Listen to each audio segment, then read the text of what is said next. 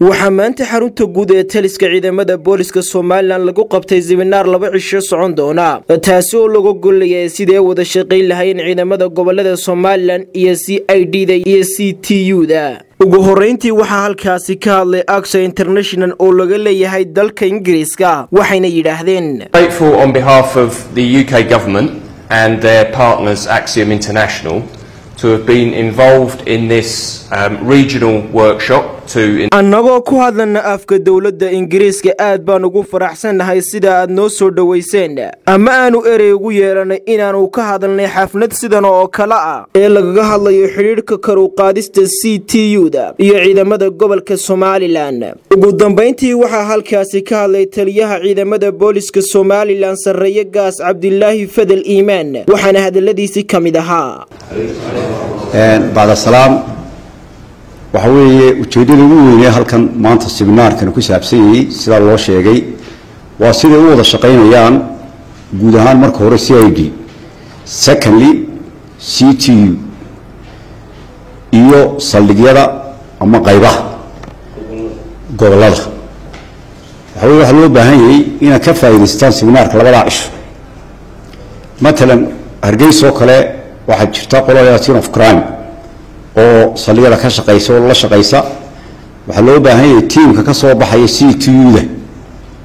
ee ka imanaya in soo gaarayo in goobta dambiga la soo xiro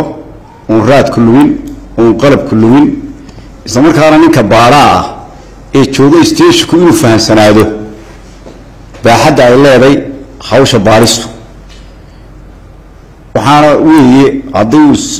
waxbarashadu laba cishatay hadday saacatay midba faa'iido ku jirto yani waxa macnaha inaga walba wada shaqeeyay inaydan kooxda CTU oo arag uu gaaro booliska ka gaara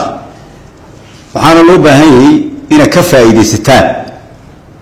waayo tacabadan baa la geliyay iyadoo aan mar labaad uga mahad celinayo dawladda Ingiriiska iyo hay'adda Axiom International iyo kuwa hore inay soo fuliyay tacabadan baa la geliyay haddii askari kamida CTU-da ama sarkaal kamidi dee tababaro badan u qaatay uu ku fahansiin karo shaqada raga qodob badan baa jooga oo aad iyo aad u qoon badan oo baarista aad u yaqaano oo wada garanayo hebel iyo hebel oranayo taragu weeyno sida Ibrahim yaaniga iyo imka waliba baa soo dhex fadhiya jira sida Cali Jaamac Malawi laakiin macnuhu waxa weeye caalamku wuxuu marayaa waqtigan xaadirka casri baaristu way isbedeshay in la fahmo